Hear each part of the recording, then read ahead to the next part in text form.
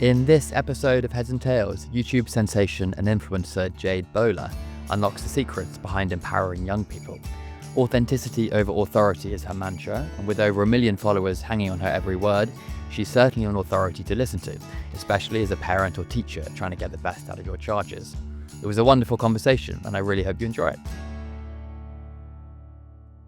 Welcome back to another episode of Heads and Tails. I'm Walter, your host for today, and the co-founder of the mentoring company behind the podcast, Educator.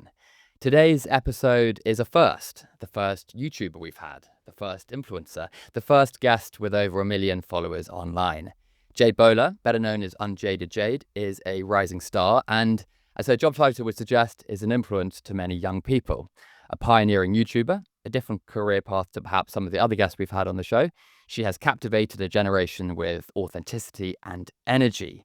Jade attended Minerva University, a global school set up by Ben Nelson, a previous guest on this podcast, before writing and publishing the only study guide you'll ever need, which shot her to international acclaim. For any teachers or parents, I'm certain your students or children will have been inspired by her. And if this is your first time listening to Jade, I hope you're inspired by this. Jade, welcome to the show. Thank you, Walter. What an intro. Good. Look, let's go back to the start then. I'm always keen to hear how people's school experience was. Were you a grade A student? What were your school reports like? I was very much the all-A star, head girl student, obsessed with school, nerd in the corner, Hermione. Absolutely adored school. Age 16, you start your platform. Tell us about the genesis of why you started that. Yeah, so when I was doing my GCSE exams, I remember feeling really stressed. I remember going on YouTube looking for study advice or even just kind of emotional support from a student who had been through the system successfully, but there wasn't anything. And so when I did my GCSEs and got all A stars, I thought maybe I can be the mentor that I needed. And so I started making videos with the study techniques that helped me the most. And then I became a bit obsessed with the science of learning, started reading every paper I could find about study methods, active retrieval, spaced repetition, and kind of started popularizing these techniques among other students too. And that's StudyTube, is that right? Yes, yeah. So kind of pioneered this little corner of the internet where we talk about studying, and there were quite a few other YouTubers who were part of StudyTube. Nice. You've done a TEDx talk amongst other things online. It's about casual magic. Can you just give me 2 cents on what casual magic is when it's at home? Yes. So the idea of casual magic came from me being this high achiever, kind of obsessed with, high grades, reputable career, etc. I sort of had this realization when I was chasing all of that real fulfillment doesn't just come from grand achievement. It actually comes from appreciating the joys of the mundane things every day. And so I came up with this title for it, Casual Magic, and I started talking about it maybe when I was 19 online, and it really resonated with other young people. So I kind of turned it into a podcast, turned it into a movement, and I inspire young people to look for these moments of casual magic in their daily life, to not just wait for the grand moments like, results day where you're getting the all A stars, but instead to almost romanticize the cup of coffee in the morning or a moment with a teacher that felt really special. Epic. So cool. So eloquent. For any head listening, they want to inspire a community of maybe 500 kids, 1,000 kids, let's say. You have a community of 1 million. What's the secret, I guess, to maybe the success of Unjaded, but also what advice would you have for a head trying to appeal to the same demographic that you are appealing to? What's your advice? Firstly, I just want to say thank you so much to everyone listening who is doing the work with young people. It's so, so, so important. And don't ever think that having this smaller scale, deep impact is any less important than kind of the wide impact that I get to do. But I think with Gen Z, authenticity often beats authority. I think Gen Z crave real humans in the room, human experiences, human stories. And that's, I think, what's been a lot of the reason for my success is that I wasn't just sharing exam tips, but I was sharing my own experience as a student moving through the system, including all the stresses involved in that, applying to my dream university, being rejected from a university, and sort of the emotional toll that had on me. And I think a lot of teachers naturally focus on the content that needs to be learned and how students are moving towards that exam in terms of knowledge. I think really also catering to this emotional piece and really seeing students and sort of bringing your own humanity to that experience is really important. And putting that into practice, into practical kind of solutions. Minerva is a global community. It's different to your bricks and mortar school, perhaps traditional, in this case UK secondary school. I guess, is that a model example of where you would want to take education reform if we were going to go that big? Yeah, I think in many ways I got to experience what I would call a dream education. So for anyone who isn't that familiar with what Minerva does, they took a cohort of 160 students from more than 80 countries, and we studied in 6 different global cities. So we spent the whole first year in San Francisco. We studied everywhere from Taiwan to Korea to Argentina, and um, they had so many courses that were focused on intercultural knowledge, project-based learning, skills-based learning, and we do an internship in every city. But the actual academics themselves were so designed around active learning, and we had professors from all around the world, and it was just brilliant. It was like a flipped classroom model. Before every session, we're engaging with what we're going to learn, and then coming into the classroom and just having discussions and really learning this kind of critical thinking piece, being forced to debate the conclusions of the readings with other students in the class. It was an amazing experience and a very ambitious one to attempt to put into secondary schools. But I think a lot of the active learning pieces could definitely trickle down. Nice, because the cynic, and I'm gonna put myself in the other shoes of perhaps some of the previous guests we've had on. We've had those in government, senior leaders of schools, those who represent unions, the leadership of school groups. They say, Jade, wonderful theory, love the authenticity, but like the practice of dealing with kids in different demographics across different spectrums of learning, with behavior and all sorts of stuff, parental pressures, control, the whole lot. I guess they would say, well, that sounds lovely, but actually, how do we implement that? You've, I believe, just been a wise. You will have come back with a whole ton of ideas. If you had Bridget Phillipson, education secretary, in the room, what are you telling her? I mean, if I'm sitting with Bridget, I'm going to say, look, I understand that you've got your austerity measures in, right? I understand that we want evolution, not revolution, and that, it's kind of these incremental changes. I understand that a lot of school leaders would also prefer that because they're already under so much pressure, and changing anything at a massive scale, I understand, will come with a lot of resistance.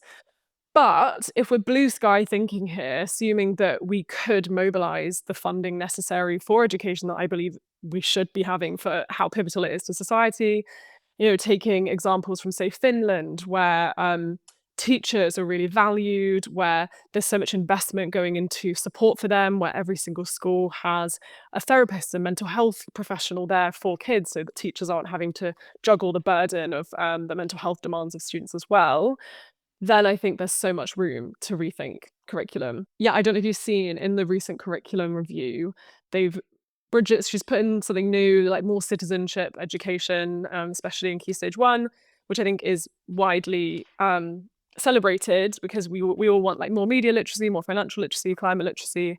But I would love to see that extended and to see even more investment in what young people want, which is kind of these real world skills. Nice. And RSC plays a huge part. There's lots to learn from the way you communicate, both here and online. Um, it's funny thinking about the questions to ask you. You play to an audience of children, I think young people, of parents who look to you as like their kids' heroes, and to school and school reformers. Maybe just a question on parents. What advice do you have for parents with kids age 16? Who are looking either to go into your career or just going through the everyday minutiae of a 16-year-old's life? I think parents have a really difficult role, actually, because they are often not going to be experts in guiding their child into careers that don't even exist yet, right? And so I think what a parent can do is really cater to the emotional support that a 16-year-old needs, really listening, asking questions to your child, really understanding the pressures that they're under. I think Gen Z often feel that the older generation are like, oh, you're all snowflakes. You guys all complain about your mental health, and oh, exams weren't that hard in my day. It was much easier. Blah, blah, blah. And if you come to a young person with that mindset, they will shut down. And so I think really inviting, a conversation where you listen, inviting that empathy, that's where your child will flourish and let you into those pressures. Helping ask the right questions for them to figure out their career is helpful. Love it. Do you feel the pressure of the influence you have, or is it a privilege? I mean, it's both massively. I actually really like the term influencer because I think it reminds anyone with a platform that they have a massive responsibility to shape culture, to influence impressionable young minds. And I think it's a massive privilege. Social media is the place to promote ideas for change, and I every single day I receive essays from young people about how I have inspired them to do something, whether that's to take a gap year and travel and learn about who they are outside of education, or to try out a new exam technique that really helped them in their revision. It's a massive privilege. Amazing. Amazing. One of the beauties of this podcast is I get to ask, successful people like you for controversial opinions that set them apart, certainly either in education or more broadly, can you share a couple of unpopular opinions you're happy to hang your colours to? I have a bit of a crazy one. One of the things that has most transformed my life, which the second I say it, people are going to think I'm crazy, is doing a 10-day silent meditation retreat where you don't talk. You saw, yeah.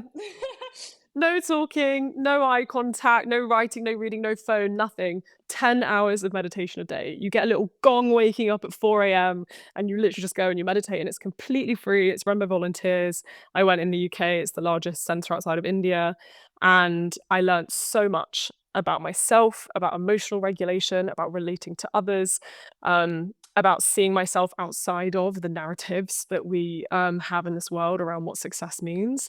And so my crazy wild take that I love to introduce to young people is, what if one of your A-level exams was to do a 10-day silent meditation retreat? And what if across school we had to equip young people with the skills necessary to then do this almost kind of rite of passage exam where you sit with yourself in silence for 10 days? And I just wonder how different society would be if students were able to do that. The Oxford Character Project is a kind of leading organization that we work with who develop character in young kids, and one of the tenets that they have in their framework is reflection. So whether it's the 10-day meditation course or whether it's just half an hour at the end of your day, either journaling or making YouTube content like yourself, or just thinking about what you are grateful for. I know this sounds wishy-washy to our cynical listeners, but actually that's a step towards what I think you've said. Any day-to-day, advice you have for kids? You getting up and doing gong baths and ice baths and all sorts. What does an influencer do? Take me through your day. I truly think I've tried it all, God, on social media, you're exposed to every single possible way you could become the quote unquote best version of yourself. So yes, I've done the ice bath, the cold plunge, try one of those Whoop bands. But what's really stuck for me is two things: meditation and journaling. And I'm really passionate about introspection as a skill that improves every single area of your life. And so every morning I wake up, I do minimum 10 minutes of meditation a day. And I sort of I alter between different apps, trying out different guided meditations. And then I'll either write down what I'm grateful for that day, or I'll do a stream of consciousness. I don't know if you're familiar with the concept of morning pages. It was popularized in a book called The Artist's Way, which is probably the most popular book among creatives and influencers, and is almost described as a book for recovering from creative burnout. It's a 12-week course, and one of the core tenets of the course is every single day you wake up and you write down 3 whole pages of a stream of consciousness. And I did that for 6 months last year, every single day, 3 pages, stream of consciousness. And it kind of lets you clear up space in your head, right? You're dumping all the stuff that just stays in your subconscious when you're trying to get stuff done, when you're trying to focus, trying to work, thinking about, oh, what we're gonna have for dinner tonight, you're thinking about, oh, that conversation I had with someone that's still stuck there. And so if you just get it down in the morning, it gives you so much more clarity the rest of the day. Agreed. Anya Hindmarch, who I love, says the brains aren't for storing ideas, they're just for having ideas. So get it off, get it on paper. So true. Have you heard of, what's the book called? Get Things Done by David Allen. Probably, yeah. I'm a huge non-fiction nerd, yeah. Well, that's a nice segue, because we've been totally off script. My production manager will kill me. So let's get to some scripted questions, Jade. This is the back end of the... How dare you have curiosity, Yeah, hey? exactly. How dare you? So go on, give me some books, 2 book recommendations for... Yeah, I'm gonna say for whatever. 2 book recommendations. Oh, this is an impossible question. I know you did. You have to prepare me. I know I should have done, but I'll give you a bit of time to think, because I watched your video where you went through, I think, like 100 non-fiction books, and I was sort of desperately shouting in the screen like, I love that one. So maybe a couple of those, or anything you wanna recommend. Yeah, okay. 3 come to mind. First, The 4-Hour Work Week. I don't know if you're familiar with this book. It's a more entrepreneurial book. I first read it, I think, when I was 15. But I think entrepreneurial education and entrepreneurial mindsets are essential for young people to engage with, and is something that's currently lacking in the curriculum, whether you want to found a business or not. Learning to think like an entrepreneur, learning to think like someone who can solve problems is really important. And in that book, it kind of gets you to think outside of the box of thinking, do I need to work 9 to 5? Is that what a normal working pattern needs to be for me? It also introduced ideas like delegation and collaboration, and the 80-20 principle, which is identifying which tasks are going to get you 80% of the way, and which tasks are maybe just like the annoying 20% at the end, and trying to focus on the tasks that generate the 80% of output. Lovely. So that's one book. For anyone listening who has a menstrual cycle, for all the girlies out there, I highly recommend the book Period Power, because a conversation that is lacking in the education space is around just how much menstruation affects your capacity to focus, your confidence, self-belief. And I wish that I had received more education about my menstrual cycle younger. So for anyone listening, a school leader, parents who work with young girls, please educate yourself around the menstrual cycle. And then third, a bit more of a spiritual one, why not? Sorry to all my cynics listening, but is A New Earth by Eckhart Tolle. I grew up a cynic most of my life. I've always done sciences, but this book absolutely transformed how I see myself, because it gave me a framework to view almost like my ego through, and it introduces all these wonderful ideas about your inflated self and deflated self, and how a lot of the ways you view yourself are just kind of stories you've been told your whole life about who you are. Love it. One for everyone. We'll put those in the show notes. If we have show notes, we may not, but we may do. 2 more questions then. You started your channel, your business, at 16. What's one thing you'd tell your 16-year-old self now? I would tell my 16-year-old self that you are enough exactly as you are. Because I think at 16, there is so much pressure that is mounted on us to prove ourselves, academically, or in the university that you're going to attend, the career that suddenly everyone seems to be asking you about, what are you going to do when you're older?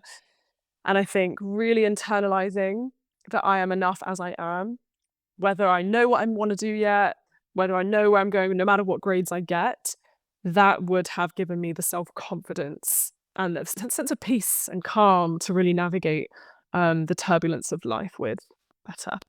Beautiful.